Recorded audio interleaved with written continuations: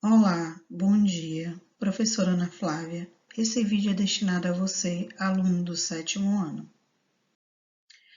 Bom, dando continuidade ao nosso capítulo 5, hoje iremos abordar o êxodo rural. Dando início à nossa aula, vamos entender um pouco sobre o que é êxodo rural, a sua definição. Êxodo rural é a migração de uma população da zona rural em direção às cidades. É um fenômeno que ocorre em escala mundial, ou seja, esse termo ele foi dado para designar a migração das pessoas que saíam do campo para a cidade, em busca de melhores condições de vida, onde elas transferiam-se de seus estados, de seus municípios, com o objetivo de ter uma vida melhor, onde a expropriação de terras e a dispensa da mão de obra no campo desencadeou um intenso fluxo de trabalhadores da área rural para a área urbana, ou seja, a saída do campo para a cidade. E essa migração resultou numa aglomeração nas grandes cidades, pois as cidades não estavam apropriadas e preparadas para receber esse número de pessoas que vinham do campo em busca de uma vida melhor. E muitas dessas pessoas, elas não sabiam nem ler e nem escrever, então não tinham conhecimento do trabalho que poderiam realizar. Mas afinal, por que ocorreu o êxodo rural? Bem, um dos motivos que a gente pode levar a essa explicação é a falta de chuva, a seca, principalmente na região nordeste do Brasil, onde muitas famílias que passavam fome e sede perceberam que, se fossem para as cidades, iriam conseguir melhorar as condições de vida de sua família, iriam ter trabalho nas indústrias, mas perceberam que, ao chegar na cidade, tinham grande dificuldade, pois não sabiam ler nem escrever, ou seja, a falta de estudo. E muitos lugares não estavam preparados para receber tantas pessoas que vinham do campo.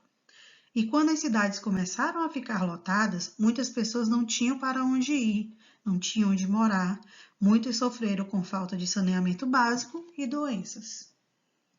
Então, realmente, quais foram os principais motivos? Bem, busca de emprego com boa remuneração, mecanização da produção rural, fuga de desastres naturais, a seca, enchente, qualidade de ensino e necessidade de infraestrutura e serviços. E essas consequências já vimos anteriormente, pois o êxodo rural provoca, na maioria das vezes, um grande problema social, onde cidades que recebem grande quantidade de imigrantes não estão preparadas para tal fenômeno. Os empregos não são suficientes e muitos acabam partindo para um trabalho informal e passam a residir em habitações sem boas condições, favelas, cortiços ou até mesmo morando nas ruas. No Brasil, o êxodo rural teve início com a produção de açúcar, que deslocava as populações entre os engenhos e regiões mais produtivas. Mais adiante, tivemos a mineração, que atraiu muitos camponeses para a região das Minas durante o século XVIII. Por conseguinte, no século XIX, tivemos o ciclo do café, onde os agricultores se deslocavam para a região sul e sudeste. E no final deste século, o fluxo dos camponeses também se voltou para a Amazônia na borracha. Então, o que podemos observar? Que o início com a produção de açúcar ocorreu na região nordeste. A mão de obra era mão de obra escrava. Por conseguinte, tivemos a mineração, a exploração do ouro na região sudeste, especificamente em Minas Gerais. A mão de obra é uma mão de obra negra. O ciclo do café ocorreu na região sudeste e um pouco na região sul. O estado principal foi o estado de São Paulo. A principal mão de obra foi a mão de obra negra. E tivemos o ciclo da borracha na região norte, especificamente na Amazônia. Então, dentro dessa questão, tivemos o processo do êxodo rural, o deslocamento das pessoas, da população, em busca de sempre encontrar algo melhor, em busca de sempre ter uma vida melhor. Bem, aqui nós temos um exemplo de favela no nosso país. Mas como ocorreu esse processo? Esse processo ocorreu basicamente a partir da década de 50, onde as atividades industriais começaram a atrair pessoas do campo para a cidade. E essa urbanização ocorreu sem nenhum planejamento e trouxe várias consequências, como o inchaço das cidades provocado pelo acúmulo de pessoas, a falta de infraestrutura adequada, gerando transtorno para toda a população. As grandes cidades brasileiras enfrentam diversos problemas, como a questão da moradia, desemprego, desigualdade social, saúde, educação, violência e exclusão social. O acesso à moradia com as devidas condições de infraestrutura, que são saneamento ambiental, saneamento básico, asfalto, iluminação, não atinge todas as camadas da população brasileira. É cada vez mais comum o surgimento e ampliação de favelas desprovidas desses serviços. Outro agravante são as pessoas que não conseguem obter renda suficiente para ser destinada à sua habitação e acabam utilizando as ruas da cidade como um espaço de moradia. A educação de baixa qualidade gera vários transtornos, pois parte da população não consegue obter qualificação profissional exigida no mercado de trabalho.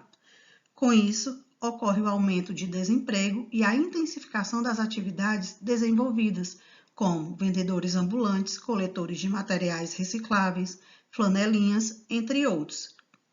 Os serviços públicos de saúde, na sua maioria, apresentam problemas estruturais, filas imensas e demoradas, ausência de aparelhos e medicamentos, pequenos números de funcionários. Um outro problema urbano que mais preocupa a população é a questão da violência, pois todos estão vulneráveis aos crimes que ocorrem principalmente nas grandes cidades do Brasil.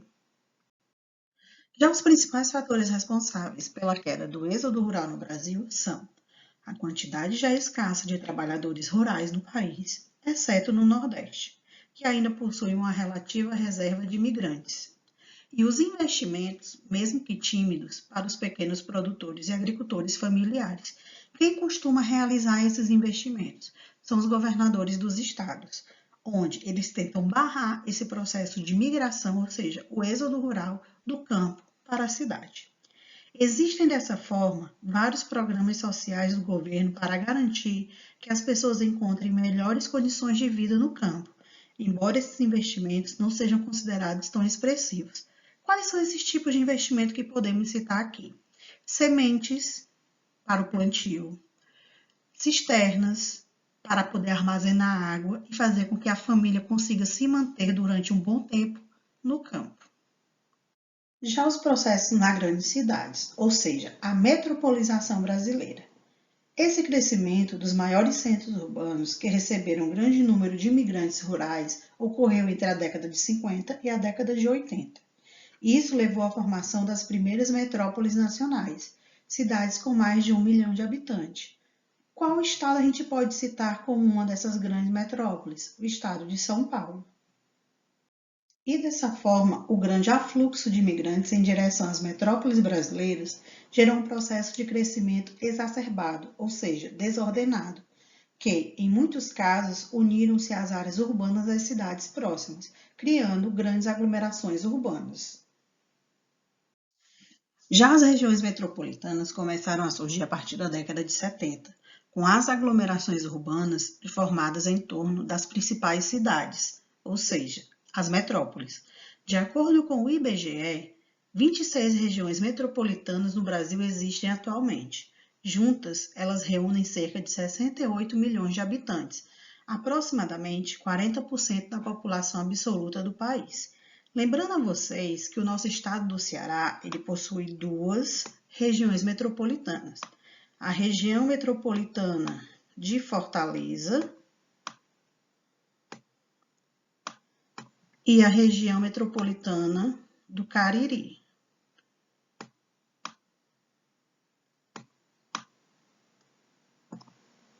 A RMF, a RMC. Temos também a megalópole brasileira. Afinal, o que é uma megalópole? É uma extensão da região urbanizada, ou seja, de várias metrópoles juntas. Exemplo, o estado de São Paulo. O estado de São Paulo ele é próximo do estado do Rio de Janeiro. Então, consegue-se ter uma distância mínima entre São Paulo e Rio de Janeiro das principais cidades, facilitando o deslocamento das pessoas. E você sabe como começou a surgir as fronteiras econômicas e a urbanização brasileira? Bem, vamos lá. Tudo deu início a partir da década de 50, quando houve o aumento do número dos centros urbanos locais. Muitos deles surgiram à medida que as fronteiras econômicas ou agrícolas começaram a se expandir em direção à porção ocidental do país, ou seja, do campo para a cidade. Até o meado do século XX, grande parte da população brasileira vivia nos campos, ou seja, nas zonas rurais. Com a expansão da industrialização, esses dados foram se modificando ao longo do tempo. Assim, com a mecanização das máquinas, as quais já substituíam o trabalho do homem no campo, o êxodo rural começou a crescer rapidamente.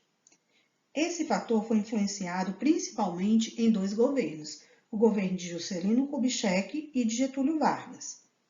Vale ressaltar que a urbanização foi muito notória no sudeste do país, onde a infraestrutura apresenta melhores condições de vida, principalmente no estado de São Paulo. E a partir da década de 60, com a construção de Brasília no governo de Juscelino Kubitschek, mais conhecido como JK, a região centro-oeste começou a apresentar sinais de urbanização e começou a se ter esse deslocamento das pessoas do campo para a cidade e indo especificamente para a região centro-oeste. E quais os principais problemas ocasionados pelo êxodo rural nas áreas urbanas?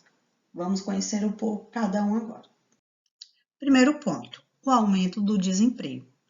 Ocorreu através do rápido aumento da população, onde o mercado de trabalho não conseguia garantir emprego para todos os interessados, além da dificuldade em relação à falta de qualificação de mão de obra profissional. E por que eles tinham essa dificuldade nessa qualificação? Porque a maioria das pessoas que vinham do campo para a cidade, eles não sabiam ler e nem escrever. E por que eles tinham essa dificuldade da leitura e da escrita? Porque no campo eles davam prioridade ao trabalho, a ajudar os pais na criação dos animais e na questão da agricultura. Então a prioridade era a sobrevivência familiar do que propriamente a educação.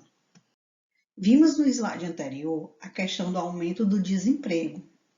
Agora vamos observar de que forma aumenta o subemprego. O que é o subemprego? É o emprego informal. É aquele que trabalha por conta própria, pois as pessoas que se sujeitam a desempenhar funções e serviços sem vínculo empregatício para conseguir e adquirir um sustento básico, como empregada doméstica, faxineira, flanelinha. E esses exemplos anteriores fez com que aumentasse a questão das favelas no nosso país, pois, com a falta de emprego e os problemas de baixa renda, começou a se desenvolver os problemas de configuração das cidades. O indivíduo que se vê sem condições financeiras de comprar um imóvel digno acaba decidindo morar em áreas periféricas, onde, em muitos casos, corre o risco de desabamento das construções mal feitas, bairros marginalizados sem a devida legalidade, e na grande maioria sem serviços essenciais, como saneamento, saúde, escola e transporte. Pois, de acordo com alguns dados, estudos e pesquisas, perceberam que o aumento da criminalidade se dá pela falta de oportunidade, onde surge o crime de forma ilícita, como, por exemplo, a prostituição, o tráfico de drogas e a formação de quadrilhas. Bem, e o êxodo rural nos dias atuais, como está? Ele ainda ocorre em menor percentual, porém ainda é praticado. Ações governamentais como incentivo aos trabalhadores rurais, os subsídios e o melhor planejamento urbano são algumas das alternativas que surgiram para ajudar a diminuir este problema.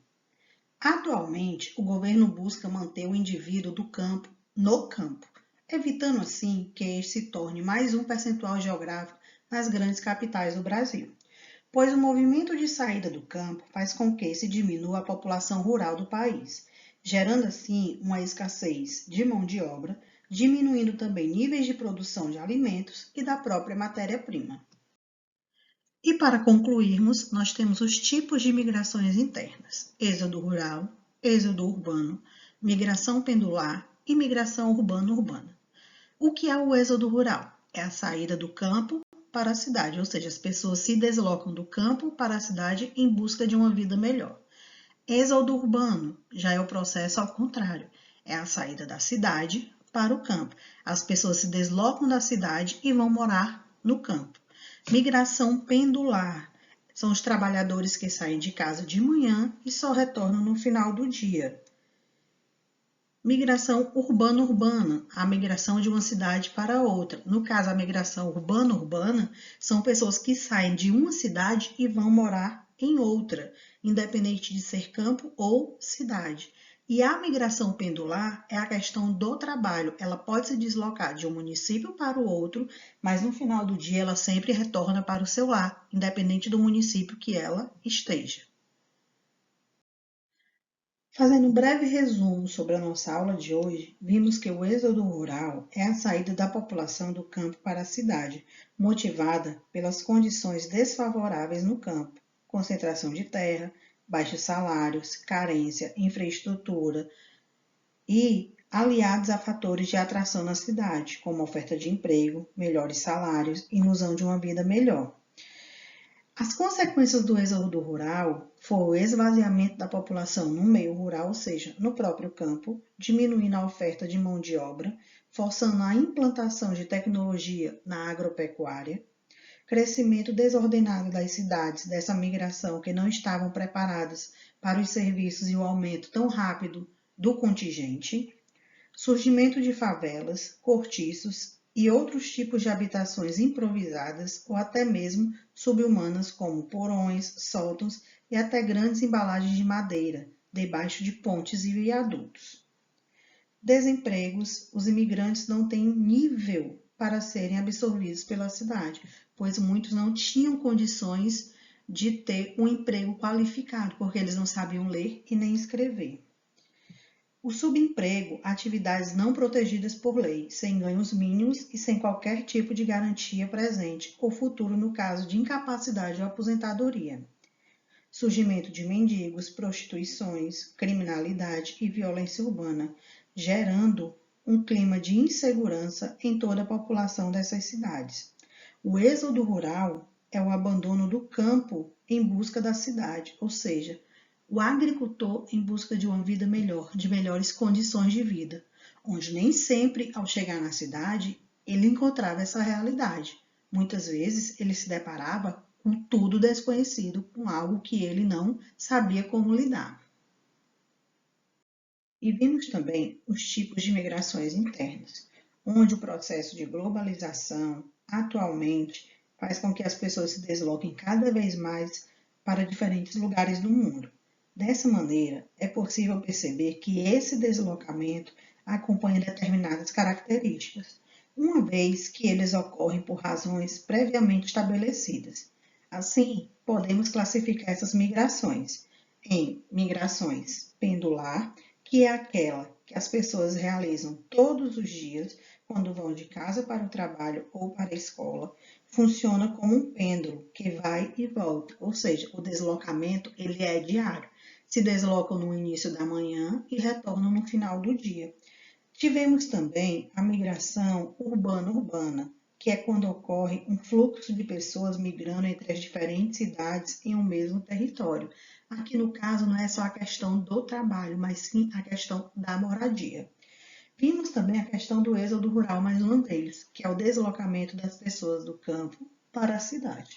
E o êxodo urbano, que é o deslocamento das pessoas da cidade para o campo. Esse êxodo urbano é um processo mais atual, onde as pessoas começam a perceber que a vida da cidade está uma vida muito agitada, violenta, poluída, e que o campo está um lugar mais agradável. Então começam a procurar essa visão de deslocamento, fugir da cidade e ir para o campo.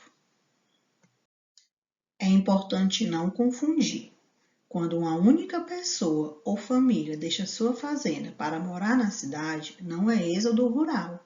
Essa família ou essa pessoa, ela está saindo do campo para a cidade com um planejamento familiar.